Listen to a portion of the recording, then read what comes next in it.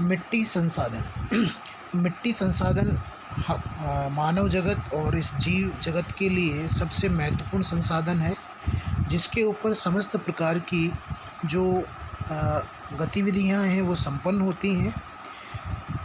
मिट्टी मानव का सबसे मूलभूत संसाधन है और पृथ्वी तल पर पाए जाने वाला समस्त जीवन इस मिट्टी पर ही निर्भर करता है।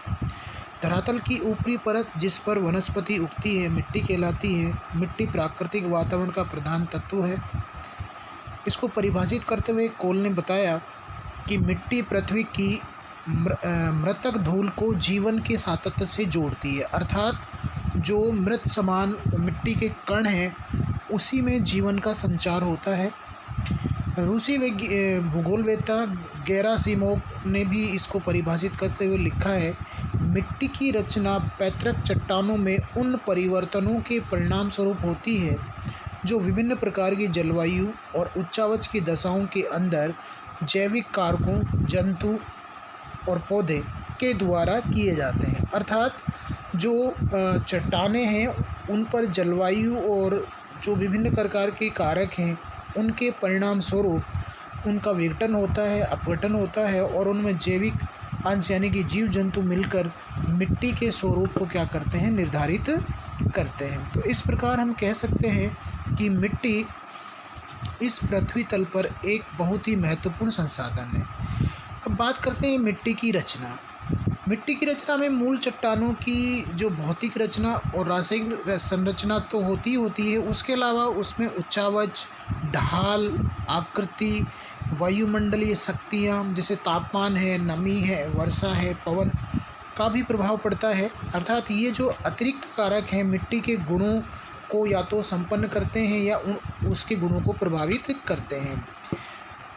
दीर्घ काल में यानी कि भविष्य में जाकर जो भौमिकीय विशेषताएं अर्थात जो भूगर्भिक विशेषताएं हैं और रासायनिक गठन, इन सब का प्रभाव गौण हो जाता है और जलवायु की जो शक्तियां हैं उनका प्रभुत्व अधिक हो जाता है। अर्थात जलवायु के जो कारक हैं मिट्टी के निर्माण में अपना प्रभाव अत्यधिक स्थापित कर लेते हैं। यही कारण है कि अलग अलग भागों में अलग अलग प्रकार की जो मिट्टियां हैं वो पाई जाती हैं जिन पर जलवायु का प्रभाव सबसे अधिक देखने को मिलता है।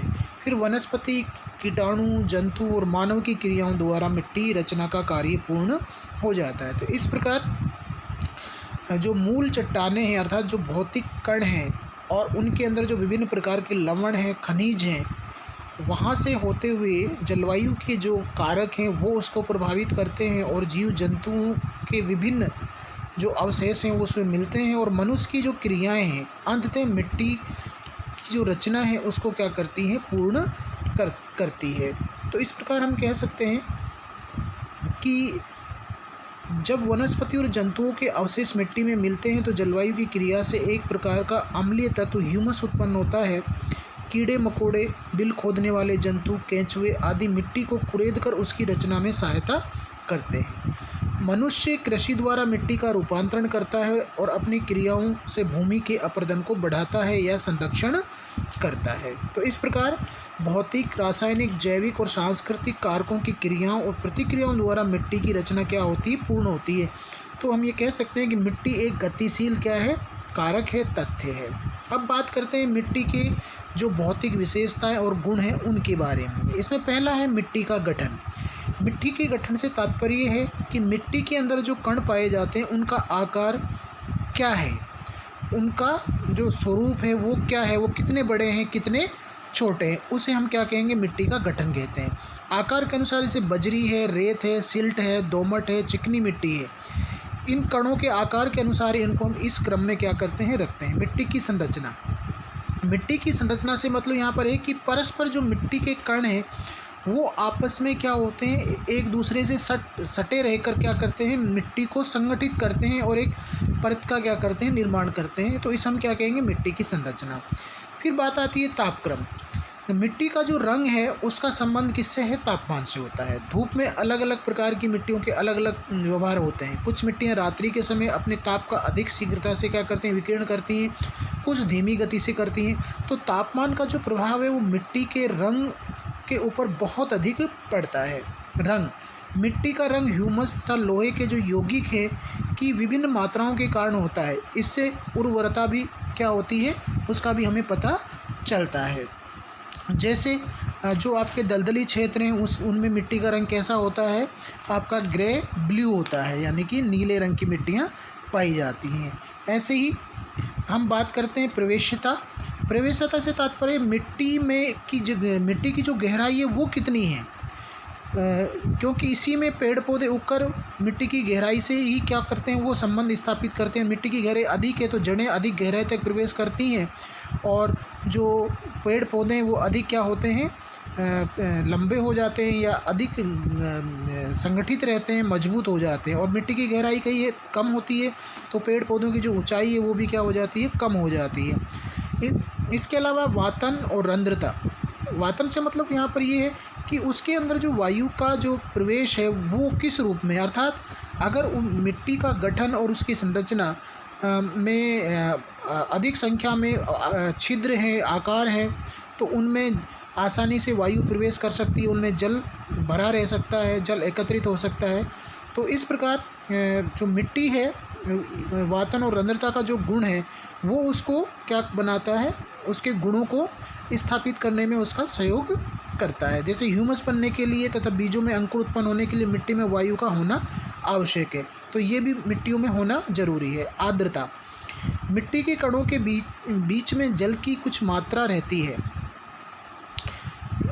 जिसे हम कहते हैं नमी कहते हैं। आर्द्रता की मात्रा मिट्टी के गठन, संरचना और जल स्तर के अनुसार ही होती है। जैसे अधिक नमी वाली मिट्टियाँ क्या हो जाती हैं, दलदली हो जाती हैं और नमकीन हो जाती हैं, इसलिए उनका रंग भी चेंज हो जाता है। इसी प्रकार मिट्टी की आयु, आयु से तात्पर्य है कि मिट्टी कितनी पुरानी है, उनका जो एज है वो कितना है। तो कुछ मिट्टियाँ ऐसी होती हैं जो नदियों के द्वारा बहाकर लाई जाती हैं, जिन्हें हम नवीन कहते हैं। कुछ मिट्टियाँ ऐसी होती हैं जो नदियों के पृष्ठ प्रदेश में होती हैं, उन्हें हम क्या कहते हैं, पुरानी मिट्टियाँ कहते हैं। तो आयु के आधार पर मिट्टियों के गुणों का क्या होता है, परस्पर विकास होता है। रासायनिक रचना, मिट्टियों में घुलनशील, अर्धघुलनशील और अघुलनशील पदार्थ होते हैं। सिलिका, एल्यूमिनियम, लोहा आदि खनिज, बहुत से खनिज होते हैं जिन्हें पौधों को विशेष पोषण देने वाले तत्व कैल्शियम, पोटेशियम, नाइट्रेट, फॉस्फेट होते हैं। मिट्टी की रासायनिक रचना से उसकी उर्वरता की मात्रा क्या होती है, निश्चित होती है। तो ये सारे जो तत्व हैं वो मिट्टी के गुणों को क्या करते हैं, निर्धारित करते हैं। जैसे आपका लेटराइट मिट्टी आप चाय और कॉफ़ी के लिए अच्छी मानी जाती है, और जिन मिट्टियों में लोहा और एल्यूमिनियम अधिक होता है वो अच्छी मानी जाती है। जिनमें ह्यूमस अधिक होता है वो दूसरी फसलों के लिए अलग अलग मिट्टियों के जो गुण हैं उनमें खनिज और लवणों की मात्रा के आधार पर फसलों का क्या होता है, निर्धारण होता है। अब बात करते हैं मिट्टी की परिच्छेदिका की। मिट्टी की परिच्छेदिका में जैसा कि इसमें बताया भी गया है कि इसमें 4 स्तर होते हैं, ABCD। ए जो स्तर होता है वो आपका जिसमें समस्त प्रकार की जो जिसे ये कहते हैं कि पेड़ पौधे उगते हैं वो पाए जाते हैं। इसमें जो AOO है उसमें अविघटित पर्ण का ढेर पाया जाता है, जबकि AO में अर्धविघटित पर्ण ढेर पाए जाते हैं। यानी कि वो थोड़े से क्या हो जाते हैं, डिकम्पोज्ड हो जाते हैं, विघटित हो जाते हैं, गल जाते हैं। इसके बाद परत आती है A1 जिसमें पूर्ण विघटित पर्ण के ढेर, यानी कि जीव जंतुओं के अवशेष, वनस्पति के अवशेष पूर्ण रूप से क्या हो जाते हैं, विघटित हो जाते हैं। A2 जो परत है उसमें लीचिंग की क्रिया होती है। लीचिंग की क्रिया में जो पानी है वो आके वहाँ पर रुक जाता है, ठहर जाता है। और A2 और B1 को हम कहते हैं संक्रमण, जिसमें A के भी गुण पाए जाते हैं और B के भी गुण पाए जाते हैं। यानी कि इसमें जो B में विभिन्न प्रकार के जो कुछ अपघटित मूल बड़े जो कण हैं वो पाए जाते हैं। B2 को हम जमाव क्षेत्र के रूप में पहचानते हैं, जहाँ पर बड़े बड़े बोल्डर, पत्थर के जो टुकड़े हैं वो एकत्रित होते हैं। और फिर B3 को हमने संकर्ण क्षेत्र में क्या किया है, बांटा है। तो इस प्रकार जो B और A और B परत है वो मूल पदार्थों के लिए जानी जाती है, जो कुछ अपघटित रहती है, कुछ मूल रूप में रहती है। लेकिन C जो परत है इसमें परिच्छेदिका में, इसमें चट्टानों के जो पैतृक चट्टान है उसके अपक्षयित पदार्थ इस चट्टान में पाए जाते हैं और डी पत्थर चट्टानों से